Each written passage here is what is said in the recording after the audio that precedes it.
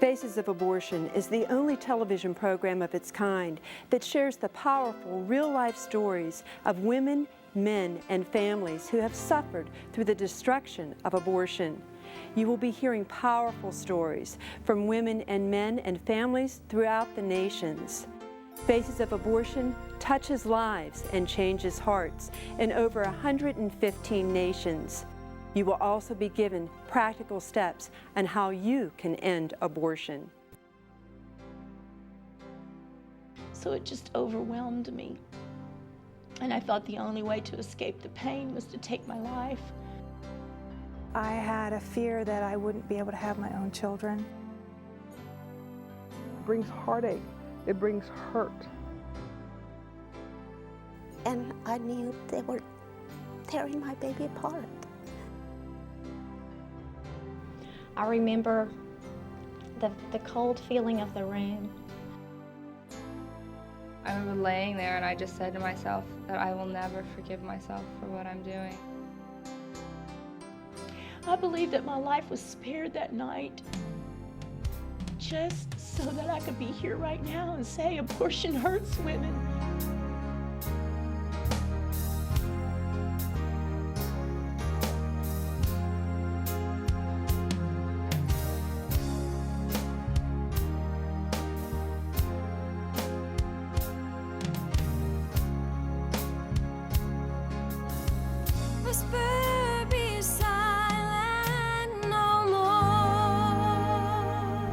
Welcome to Faces of Abortion. I'm your host, Cindy Collins, and I'd like to introduce my co-host, Alan Parker, the president of the Justice Foundation, Clayton Trotter, general counsel of the Justice Foundation, and our very special studio guest, Jill.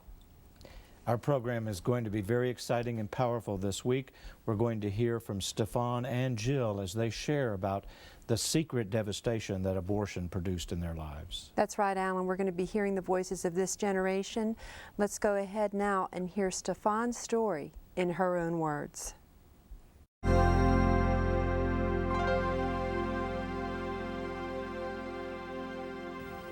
Hello, my name's Stefan Daughtery, and I'm 22 years old. When I was a young girl, my parents, they were ministers. We grew up in the church. We had a very moral home. When I was about 12 years old, my family stopped going to church, and they decided that they were going to focus on their marriage and just some things that had happened in their relationship. When I was 15 years old, I found out that I was pregnant. I didn't want to tell my parents. I was scared to death. I didn't know what to do. So I went to Planned Parenthood looking for answers. When I told them I didn't want to tell my parents and I didn't know how I was going to break the news to them, they told me about something called a judicial bypass, where I could go through the juvenile court system and I could get an abortion without my parents ever even having to know I was pregnant. Even though I didn't believe in abortion, it seemed like an easy way out to me, and honestly seemed like my only choice at the time. They never talked to me about how I could tell my parents, or adoption, or even carrying my child and parenting. So, with the guidance of Planned Parenthood, and I went through the juvenile court system and I met with a court-appointed attorney who acted as my guardian before the judge. I went before the judge and he issued me the judicial bypass. On September 8th, 1999, I had an abortion, and my parents didn't have any idea that I was even pregnant. After the abortion, I had serious complications. They couldn't stop the bleeding. I was supposed to be well and healed completely within 4 weeks, but I was still bleeding after 6 months. I had to continually go back to the clinic and they couldn't find out what was wrong with me. I had anxiety and depression so bad. I was breaking out in hives from the top of my head to the tip of my toes, and I got to the point where I couldn't even leave my house. I was so depressed and so anxiety-ridden. I never told my mother or my father. It was a friend. Her mother called and told my mother that I had had the abortion, and it was a good thing because still after 6 months, like I said, they couldn't stop the bleeding. And they couldn't prolong my medical treatment at the abortion clinic because the doctor who performed my abortion was not a licensed physician in any of the area hospitals. So my mother had to take me to a specialist. When my mother found out, she was devastated. You can't even be seen by a physician if you're under the age of 18, not even for a physical. But I was able to have a surgical procedure that almost cost me my life. I went to the specialist and they finally were able, with different hormone treatments, to stop the bleeding. But nothing's been right ever since. My physical health has been up and down. I've had cysts that have ruptured that have put me in the hospital. I've had hormone imbalances that the doctors still are not able to actually fix. And I'm left with a lifelong regret that at 15 years old, I was able to have an abortion and kill my child. I've since told my parents, and both of my parents are absolutely devastated that I was able to make this choice and they were not even informed of my pregnancy. If I had it to do over, I would have made a different choice. Maybe if I would have been more informed, maybe if somebody would have told me about adoption or even the option to parent my child and raise it myself. But those were options that were never given to me. I didn't believe I had another choice. So I'm 22 years old now, and it's been 7 years, and it's been a long journey to get me here. Lots of counseling, lots of therapy, lots of specialists to treat my hormone imbalance.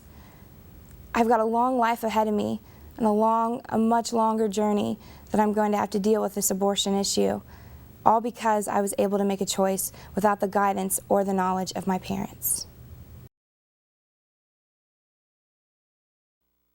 You've just heard Stefan's story, her testimony of how abortion devastated her life. And you know, when I hear that story and hear the women out there like Stefan who are hurting, still hurting from abortion, and the destruction that occurred in her life from that, the hormonal damage, how she was coerced, the judicial bypass, those things. Yeah, it's still the judiciary that's causing the damage to young teenage girls in this country and to women throughout the country as well. In Roe v. Wade, the court said that these decisions were to be made between the woman and her responsible physician. And yet we see the lie of what happens in reality. This abortion clinic didn't even have hospital privileges at other places in town. So when she bled for 6 months, all they do is abortions. They don't know how to handle serious illness, and they didn't have hospital privileges. Well, they don't even know how to handle the consequences of what they did. Exactly. You know, and they don't have anything set up to do that. It's very common, not true in every clinic, but very, very often we have run across it in hundreds of cases. Well, and the fact is that a judge authorized this. We had a judge. She went before a judge. A lawyer was appointed to represent her interest, and all they did was make it possible for them to go to this abortionist that didn't have the ability to do it right.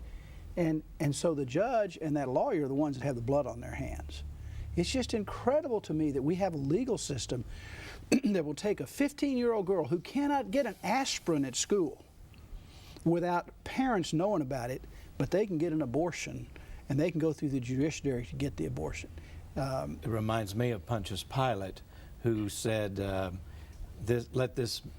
Right. I'm washing my hands of this man's blood, but he really couldn't get rid of it because he condemned an innocent man to death. Yeah. And our judicial system is guilty of bloodshed today. That's right. As are